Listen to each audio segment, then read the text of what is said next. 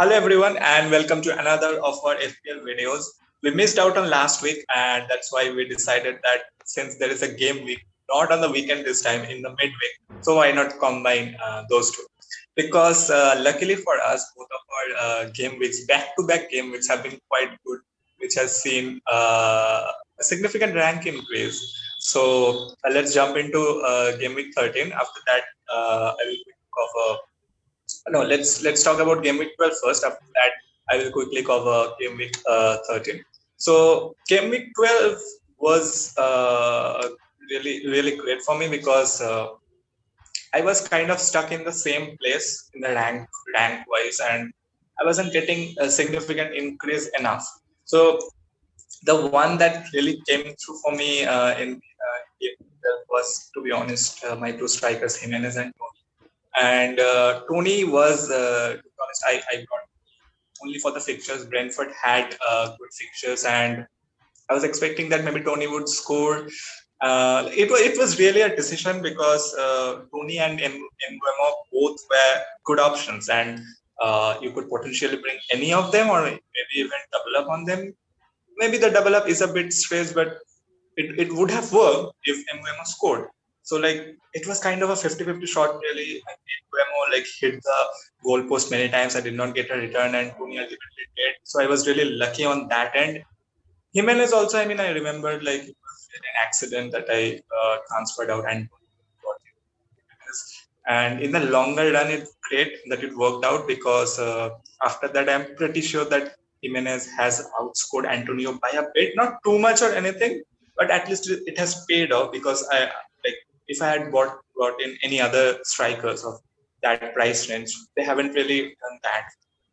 Coming to the midfield, I mean, I don't know how I'm still stuck with Ben Rama. I mean, it's crazy. I still haven't out until I did last day for game week 14. I will be going with a different midfielder. I will talk about that. So Jota and Salah. I mean, I was really in a bind with my team. I was debating the wild card because, like, I remember I had been Jota in players, and as we know, Jota is not a regular. Firmino came back and Firmino was starting, and I was thinking how to shift out Jota. When can I do it? Because I had many other areas of my team that I needed to work on too, the defense. So, and I did not want to take hits too. And I mean, like, I mean, it's definitely never a good news that a player has an injury and Firmino injured. But luckily for me, that means Jota was a regular, and I did not have to shift him back. Now, the thing is, when I owned Jota previously during from injured, he gave only return in a single game week, that too against Manchester United. The other two games he blank. But now he has returned back-to-back games, so that's a great feeling. I mean, Salah, nothing to say new really. He has been great, Burma captain and everything. We know the drill. Defense also came through. Cancelo, Chilwell really unfortunate with the injury, and Cancelo. When it's the season of the fullbacks, as we were talking about. Here's an interesting thing. I got Johnson before that game week too. He was I had Sufal in my team and I transferred him out. He is a 4 million starting defender, fullback for West Ham. I was like, I can't let this opportunity go to waste because I have a thing for cheap starting defenders. Even last year too, I remember whenever I saw a cheap defender starting, I used to transfer. He had always been my priority transfer. Usually people don't do that unless they're on wild or something. But yeah, as I said, I mean Johnson still hasn't returned. He did not return. After I brought him in, Johnson hasn't returned. But it's fine. It was kind of a long-term move because a starting defender for me to free up funds for me really. And Foster really lucky. I mean, Watford against United. I hope that he would have kept a clean sheet, and he almost did. Van de Beek scored, which was again kind of like a good bad feeling both because as a United fan, I was obviously happy for Van de Beek, but from a perspective, I was like, oh no, my clean sheet points are gone. So yeah, that was that. The only other person that I will be talking about is Son. Now, similar to Tony, I had brought in young Son for his good fixtures. But Spurs, I mean, they have been looking kind of tricky under Antonio Conte. I mean, I'm sure Conte is trying to work on his plan, is trying to work on his tactics, but they just haven't got that manager bounce that I had hoped for. Like they couldn't even, I mean, they scored against Leeds, but not from the players I was kind of hoping from, and neither Kane nor Son has delivered. So that has been kind of a thing that I really did not see coming, because if you look at the other teams, managers like Aston Villa, both of them got the new manager bounce. Wolves could not score against Norwich. They looked more solid as a team now. And Aston Villa have scoring Watkins target. So Steven Gerrard and has done a really good job in Aston Villa, and I will definitely get some of their assets in the future games. Now coming straight to the game week that happened yesterday, game week 13. It was also kind of a crazy game week until it was not. Uh, I did not like visit the live page till a long time, and Man City still had their clean sheet intact at that point. And ultimately, when I did, I mean, it was gone. Like Lanzini wiped it out, so it was kind of crazy because my total points was 62, and at a point when I had both Diaz and Cancelo double clean points, it was in 70s, and I was really stunned to see my rank, because it was a huge rank increase that I hadn't seen for a long time. I mean, even with 62 points, I had a rank increase, like my previous rank was. So basically, if I compare the two game weeks, before game week 12, I was at 400-ish. And then in game week 12, it went to 369K. And then after game week 13, it's now sitting at 280. Now, I was really lucky this game week because I made some bad calls on my part. The worst one was playing Ben Foster ahead of Sanchez, and we saw that Leicester decimated Watford. If Ben Foster had played, I wouldn't have got those 8 points from Sanchez. So I was like really lucky. It was really a bad call. I didn't think Leicester would score. I mean, leave alone 4 goals. I did not really think Leicester would score, because Watford looked solid against United. Like they were pressing and everything. They had a team structure and everything. So yeah, I mean, it's good for Verdi owners and all the Leicester City asset owners, because they're but so yeah, I put that back played and he got 3 points. I had 2 more players coming off the bench because Duffy also didn't play. I mean, if Duffy had played, I would have got that clean sheet points for Brighton, so that didn't happen. And also, as we know, the Spurs match got called off. So my bench was okay-ish. I had players coming in from the bench, but they were both West Ham players and they were playing against Manchester City. So of course, like Ben Rama, I mean, yeah, ultimately shifted him out. And Johnson, I really did not expect West Ham to keep a bench. So it's okay. So that defense, as I said, kind of underwhelming other than Trent Alexander-Arnold. I shifted out Chilwell for Alexander-Arnold because yeah, he was being a major tank killer for me. So I took him in and he delivered. So I mean, like, triple Liverpool is looking like the way forward to go. So let's see. I mean, how much time Firmino is sideline. And Alexander Arnold seems like a must hold for the whole of the season, really. And he gets injured, and he returned because I kind of always have this luck whenever I bring him, stops returning. But thankfully, Alexander Arnold did not. It wouldn't have mattered much because the ownership is so high. For some players, I feel, I mean, I saw some players complaining about Salah, Palmer, boarding and all those stuff. It's true from one point, but then again, I mean, the way Salah has been playing, I mean, Salah captain doesn't really give us that much rank increase. What Salah captain does is it prevents a rank decrease from us. So from that point of view, I think it's really important. It's a huge number. I just saw the stats posted by the official Twitter account, and the number difference in the most captain versus the second most captains. Too much. So on the contrary, that I did not captain Salah, he hauls. It's just too much of a risk because the rank decrease will be too much and it's not easy to climb the ranks. So, I mean, like, of course, like differentials have to be there. So I can play safe for one half of my team and get it. Like Jota was definitely a differential.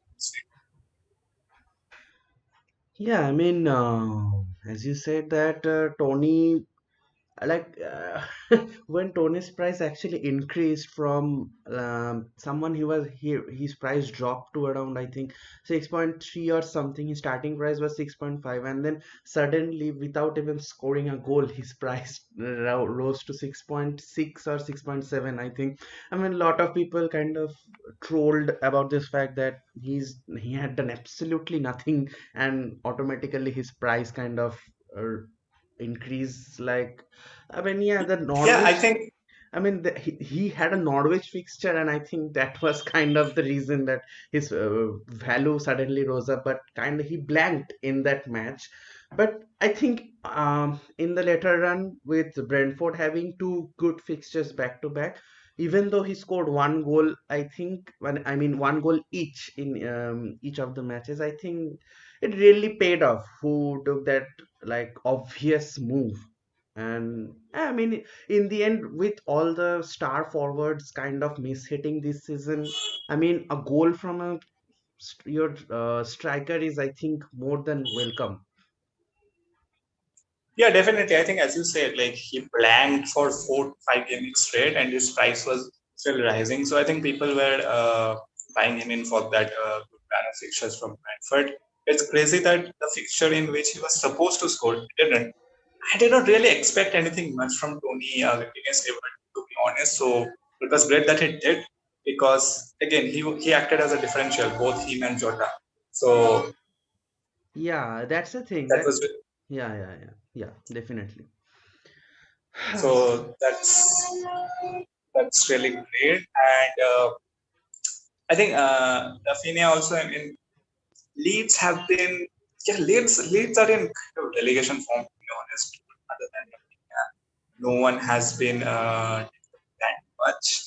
So I mean, I still have my wild card. I know. So I will probably shifting out of the good fixture run for Leeds have just gone off. Yeah, that will be, I think, a better move.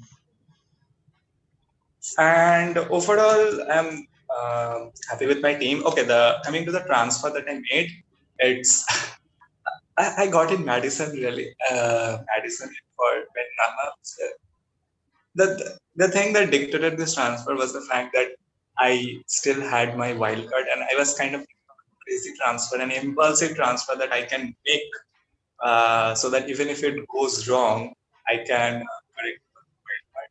I did not really want James or an Alonso, because I knew that I was going to do it once I play my wild card. So I brought in Madison. And let's see how it does. And regarding the wild card, I am planning to play it after I see Manchester United play under Ralph Rangnick. Now, because I want to have an United asset for that good run of fixtures, but sure, Ralph Rangnick will play. I mean, like, I know that I want to bring in Sancho, and I know that Sancho will probably almost definitely start, but I still have, like, there are a lot of factors to consider, the play style and everything. Like, will Sancho be a good FPL asset? Like, how will he set up? There are a lot of questions. So I'm still waiting for that first game under Ralph Ragnick, and after that, I will be using it. So yeah, that was it for my two back-to-back games. Now let's go to yours. I mean, yeah, I mean, we almost had kind of the same number of points. I think only it was like +4 or +3 difference in both the game weeks. So in game week 12, I got 75 points. You got 71 points. So, I mean, the difference of rank rise, I mean, you had 200k rank rise ultimately. And even I had a major rank rise. I was kind of stuck in that 1.3, 1.2 million because I didn't at all have a good start. My original team kind of wasn't the best, and even my wildcard team kind of flopped. So yeah, a lot of factors considered, but still at this stage, I mean, the one who kind of saving my game week in the last two matches was Gallagher and Jota, obviously. I mean, Gallagher kind of gave two back-to-back hauls, and again in game week 12 gave an assist. And the Jotter transfer was interesting because when in the last video I said that I was planning on bringing Foden or Son in place of in place of Saka, and the Jota one, it was a very last moment transfer, and I just thought that Foden, I mean, he always has that risk of rotation because Pep Roulette is, I mean, and I mean, yeah, I have a strong bench. I know people will say that I have a strong bench, but at 8.2, you want a definite starter. I mean, you don't want a player to give one coming off the bench and 1 point who is priced at 8.2 million. I mean, if his price was 6 or 6.5 or even 7, I would have taken that gamble. But 8.2, 8.3 is way. I mean, it's not a, it's not an cheap asset. I mean, that definitely falls under the expensive asset. So, I mean, I thought that Firmino got injured, and I mean, who else to start in striker? I mean, they only have two players, Origi and Jota, and definitely Origi won't start right now, and Jota is the will be the go-to man until and unless, I mean, he gets injured again. I mean, he has that injury problem, injury scare always. So, but still, brought in Jota. I mean, I half expected that the transfer will work because I mean, he kind of is having a mixed season. I mean, he's scoring in the fixtures which he isn't supposed to. I mean, I shouldn't say supposed to, but no one will expect to score to, and he's scoring not scoring in the matches, which is very obvious for players like him or the front three to get one goal each. I mean, that's the thing. And this time it didn't happen like that, and Jota did get into the score sheet, and that was a huge plus. And apart from that, I made the transfer of goalkeeper, and I was really reluctant to make the transfer, and now kind of is, I will say, kind of wasted the transfer. But at that point of time, Crystal Palace was looking good at the back, and uh, they were playing well.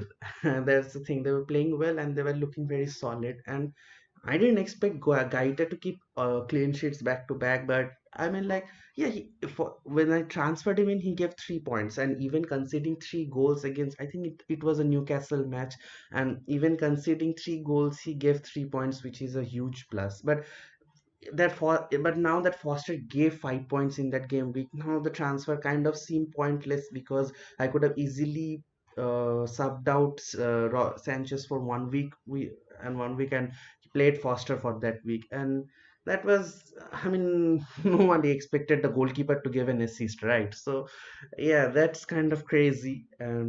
Okay, so coming to my overall team, Rudiger saved my game week massively. I mean, a lot of people benched him or sold him after the injury, but I stuck with him and eventually got rewarded with my patience. And he gave 14 points. And yeah, Chilwell 9.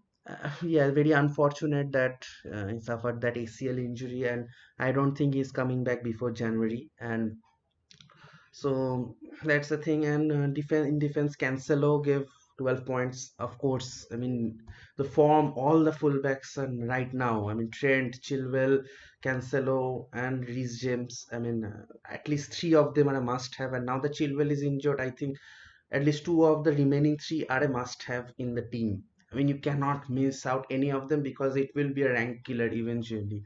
And in midfield, Salah scored the goal, and captaincy. And yeah, you said that it's getting a bit boring, that permanent captaincy, and I completely agree with that fact because, I mean, this is a game after all, right? I mean, this is not like we are kind of doing this as a job or something. This is a game, and we should we should take gambles in these games. But the thing is that the rest of the millions of managers aren't thinking like that, and when your differential captain doesn't work, then it will be not only a rank drop, but it will a huge rank drop, which is really difficult to recover from. And that is the only thing kind of really stopping those, I mean, players like me who loves to take gambles and who kind of plays this game a bit with impulse and a bit with I mean, let's do this right now, like let's make this, like, see, whatever happens happens. It's kind of like stopping. And the form that Salah is in, it's so hard to move the captain armband from him, even in the most difficult fixtures. And there's otherwise, I really considered making a defender. This, I mean, I didn't consider this last season, but this season I really considered a defender captainship. But still, I mean. If I went with a Rudiger or Cancelo captainship, I think I would have got more points from captain than Salah.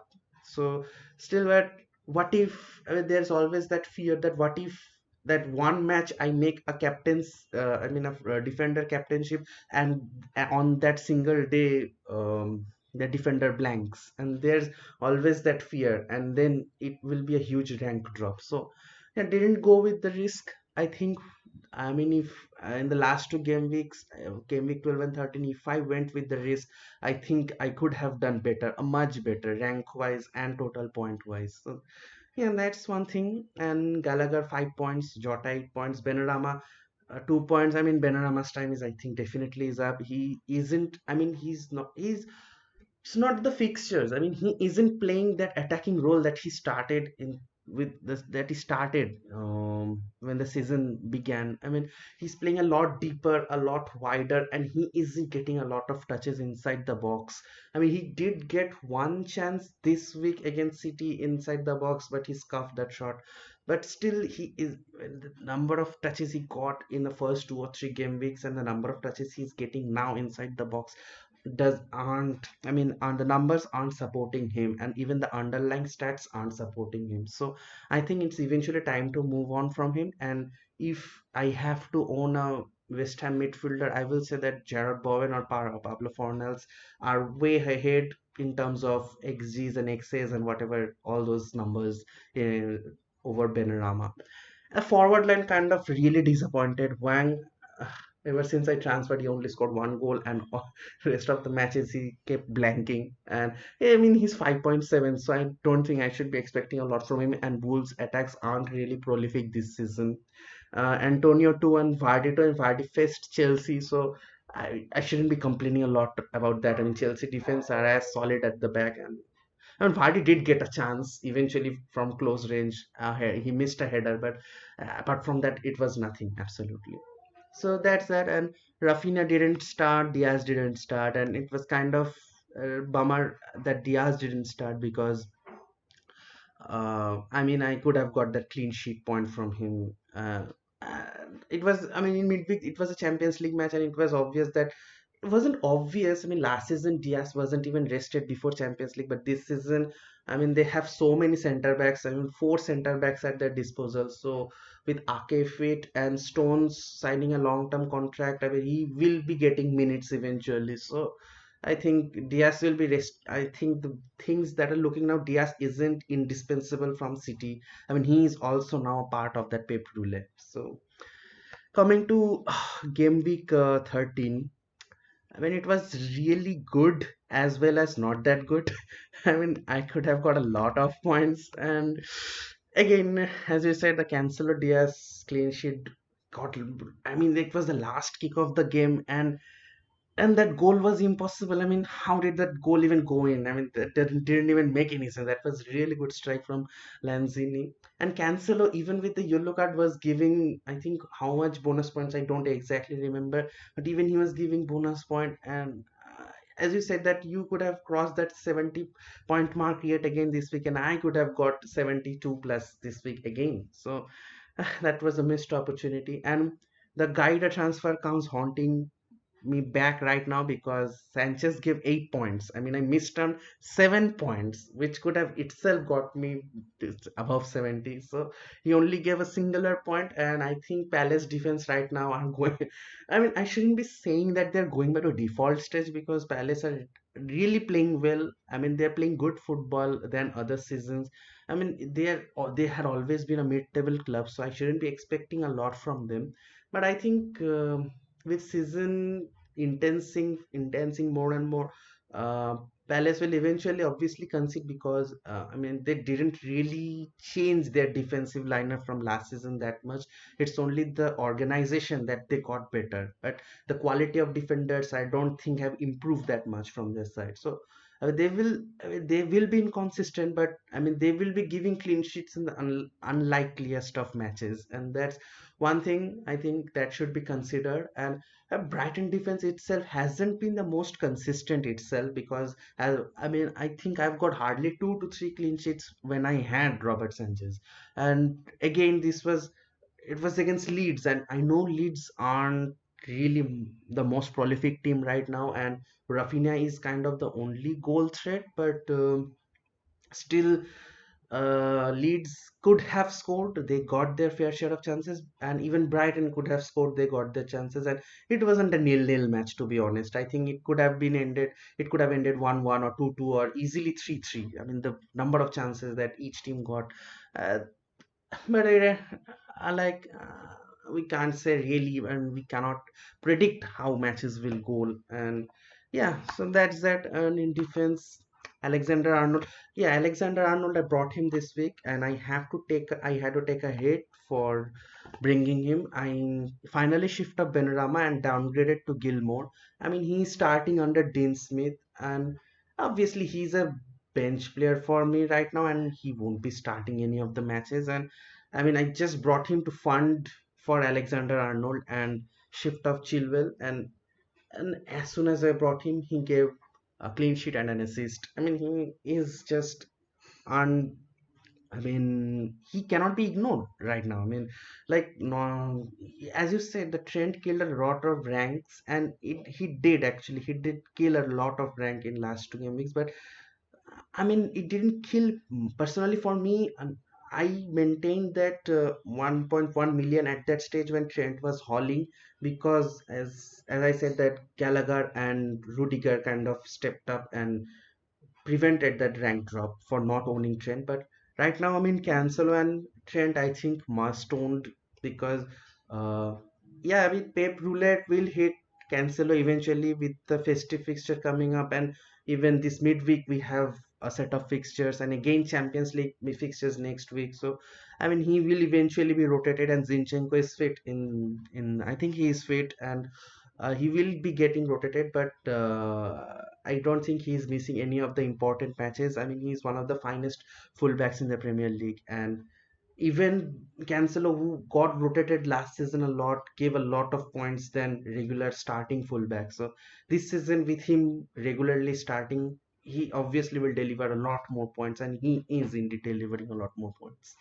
And Ben White, clean sheet against Newcastle, expected, yeah, 6 points, and Diaz 2 points, Rafinha 3 points. Yeah, Rafinha, I think it's time to move on from him, because his fixtures will get a lot difficult after the Palace match, and I think I will also consider bringing in Madison, because I mean I think Leicester has got a really good run of fixtures, and literally Madison got a goal and a couple of assists. I mean that is his regular stuff before he got injured. I had Madison last season, and he kind of helped increasing a lot of ranks for me. And whenever he plays, whenever he delivers, he's kind of like, I mean, I shouldn't be comparing, because Salah is the FPL king, but whenever he delivers, he hauls like almost as good as Salah. So, I mean, he is a good asset, but I don't know. I mean, Brendan Rodgers kind of rotating his midfield a lot, and Madison doesn't start every match because of their European ties also. So that's one thing to consider. But if he has regained full fitness and becomes a regular soon, I think he will be a good pick in the midfield, and his price is also very cheap by his standards. And yeah, Salah 12, Gallagher to Jota 14. I mean, he scored a brace, and well, yeah, Vardy 12. Finally, my patience with Vardy paid off. He scored a brace. I expected. I mean, what? Manchester United. Let's be honest. United really, really played bad against Watford, and even after De Gea saved that both the penalties of Sar, I mean, how could they lose 4-1? Last two goals just didn't make any sense, and Harry Maguire's red card kind of made situations worse. But Watford aren't like, I mean, I've seen them play, and I mean, yeah, they score goals, but they aren't watertight at the back at all. And Leicester, after that loss, him kind of a heavy loss against Chelsea and their kind of inconsistent run in the middle against kind of relatively easier opponents, I thought that it was finally time for Leicester to come back now, because it's Watford and they have good set of fixtures ahead, and this is the time to gain those 3 points and challenge for the top four position. And as I predicted, it happened, and 4-2. That's a really good result. Vardy unfortunate not to get the hat trick, but 12 points. I mean, it's insane. It was insane, and I mean, finally, and I've seen a lot of players sell Vardy for Kane. I mean, Kane again. Kane is kind of like Tony, but like Tony is scoring, but Kane isn't scoring. That's the difference, and he has done absolutely nothing, and his price somewhat rose to 12.3. And I can understand where the perspective of FPL players, but I don't think a player who has scored only one Premier League goal and a team which isn't looking really good at all and should be targeted in terms of FPL right now. And so yeah, Vardy 12 points, it kind of again helped me increase my rank. I was in 1.1 million, 1.2 million, and now I'm finally again at 800k, almost 800k. I mean 890k. So that's the thing. And Wang again blanked. I think I will consider bringing in Emmanuel Dennis for Wang after the Chelsea fixture. I mean, I think after the City fixture, they have got back-to-back Chelsea and City, and I think Emmanuel Dennis is one of those players who is going under the radar, and he is assisting a lot, scoring a lot, and when star forwards in situations where star forwards aren't kind of hitting the target, players like Dennis King, they should be the, I mean, the ones to target, and Dennis is hasn't yet has price hasn't significantly risen because people think it's Watford and it's temporary. But if you see the point tally of Watford players FPL wise, Dennis has scored 64 points in total and gave two double digit hauls back to back, and I think he is one of the players to definitely target for. And after the City and Chelsea fixture, I definitely will bring Wang in if he further blanks again. He has Burnley ahead, so let's see about that. And in bench, I had Antonio. I think Antonio, I mean, West Ham is kind of now.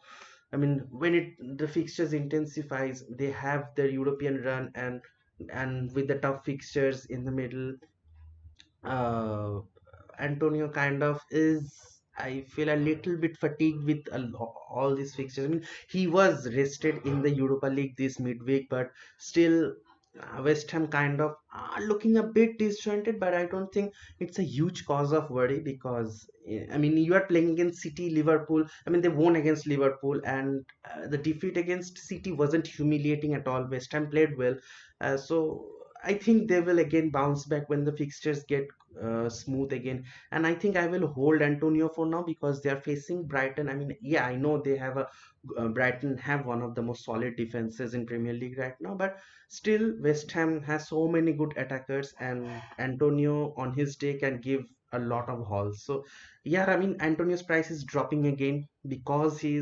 has run a good number of matches goalless, but I think I will hold him a couple of more game weeks before eventually deciding to ship him off. And so that's my game week.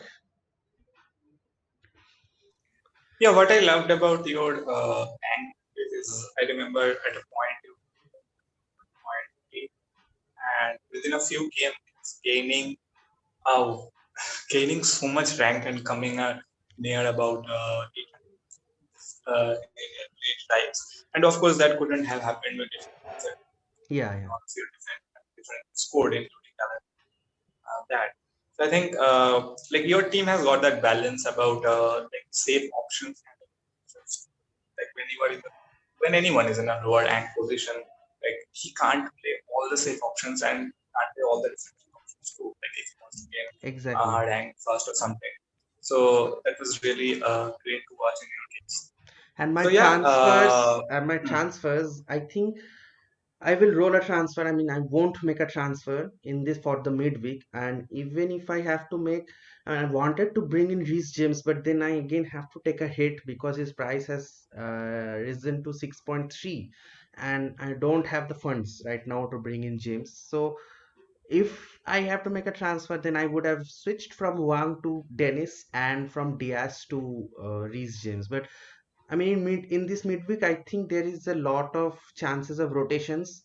So I don't think I will I will waste -4 for midweek matches, and I will save the transfer and make the transfer eventually in the weekend.